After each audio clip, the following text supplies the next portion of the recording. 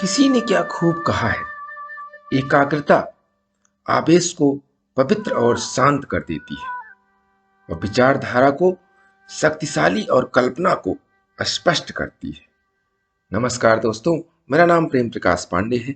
आज अपने इस चैनल पर एक नई बेहतरीन प्रेरणादायक कहानी लेकर के आया हूं।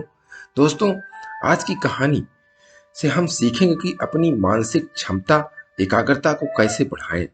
तो चलिए, चैनल को सब्सक्राइब नहीं किया है तो सब्सक्राइब कर लीजिए और सुनते हैं आज की कहानी, जिसका शीर्षक है मानसिक शक्ति एवं एकाग्रता। दोस्तों, यह कहानी स्वामी विवेकानंद जी के जीवन की एक घटना पर आधारित है। बात उस वक्त की है जब स्वामी विवेकानंद जी जर्मनी गए थे और जर्मन के महान दार्शनिक और विद्वान पाल चेकअप ड्यूशेन के मेहमान थे। यह पहली बार था जब ड्यूशेन को किसी हिंदू योगी की एकाग्रता, बोध क्षमता और संयम की शक्ति का परिचय हुआ था। स्वामी विवेकानंद पॉल ड्यूशेन के अध्ययन कक्ष में बैठे हुए थे और दोनों में कुछ बातचीत हो रही थी। वहीं टेबल पर जर्मन भाषा में लिखी हुई एक किताब पड़ी हुई थी जो संगीत के बारे में थी। इस किताब के बारे में ड्यूशेन ने स्वामी विवेकानंद जी से काफी तारीफें की थी। स्वामी जी ने ड्यूशेन से वह किताब केवल 1 घंटे के लिए देने के लिए कहा ताकि वे इसे पढ़ सके। लेकिन विवेकानंद जी की इस बात पर उस दार्शनिक को बहुत आश्चर्य हुआ।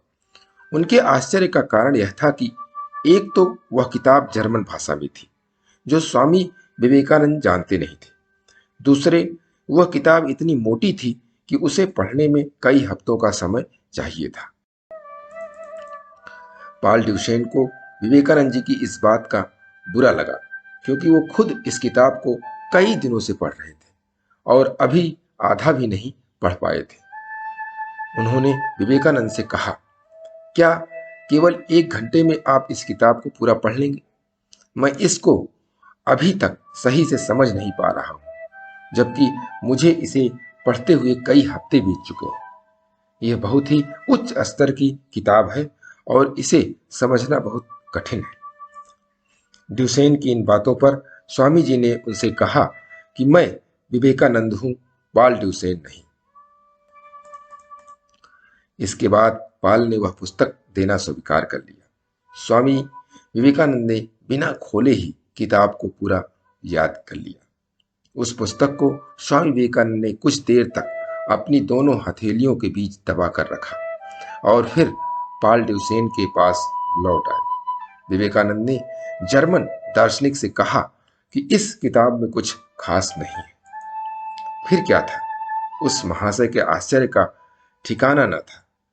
उन्हें लगा कि विवेकानंद या तो झूठ बोल रहे हैं या उन्हें अपने ज्ञान का घमंड हो गया है।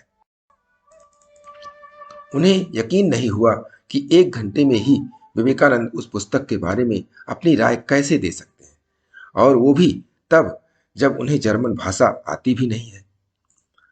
अब जर्मन दार्शनिक ने विवेकानंद की परीक्षा लेने के लिए एक एक करके स्वामी विवेकानंद से उस किताब के अलग अलग पन्नों में से पूछना शुरू किया। किंतु पॉल ड्यूशेन के जीवन का सबसे बड़ा आश्चर्य हुआ जब विवेकानंद ने न केवल उन सभी पन्नों की जानकारियों के बारे में सही सही बताया, बल्कि उससे संबंधित अलग अलग विचारों को भी उनके सामने रख दिया।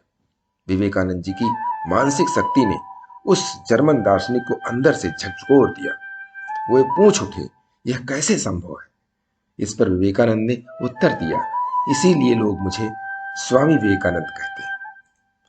उन्होंने पॉल ड्यूशेन को ब्रह्मचर्य, त्याग और संयम के पालन से मिलने वाली शक्ति के बारे में बताया और कहा कि यदि मनुष्य एक संयमित जीवन जिए तो उसके मन की बेधा, स्मरण और अन्य शक्तियां जागृत हो सकती हैं। बाद में पॉल ड्यूशेन ने सनातन संस्कृति अपनाकर अपना नाम देवसेन रख लिया।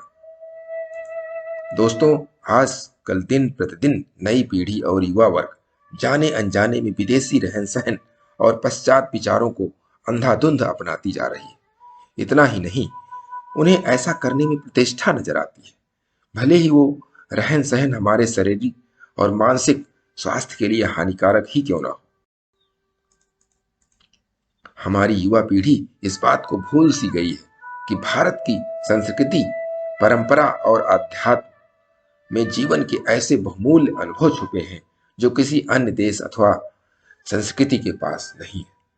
मन की एकाग्रता, संयम और त्याग से प्राप्त होने वाली उपलब्धियों के विषय में उनकी कोई इच्छा नहीं है, किंतु बार बार हमारे देश के महान दार्शनिकों और योगियों के ज्ञान और श्रेष्ठता से पश्चिमी देशों के लोग अत्यंत प्रभावित हुए हैं और उन्हें भी यह मानना पड़ा है कि भारतीय जीवन शैली और वैदिक ज्ञान श्रेष्ठ है।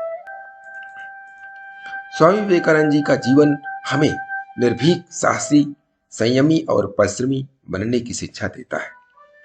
एक ओर वेदांत, ब्रह्मसूत्र और गीता जैसे ग्रंथ ज्ञान विज्ञान के उच्चतम अनुभवों की शिक्षा देते हैं, तो दूसरी ओर हमारे अन्य ग्रंथ दैनिक जीवन को मर्यादित और अनुशासित जीने की सलाह देते हैं।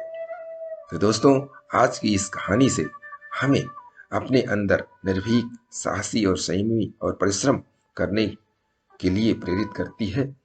इसी तरीके से हमें अपने जीवन को भी उच्चतम अनुभवों की शिक्षा लेते रहना चाहिए और प्रतिदिन सुबह 5:30 बजे एक नई कहानी, एक नई उमंग से करें दिन की शुरुआत।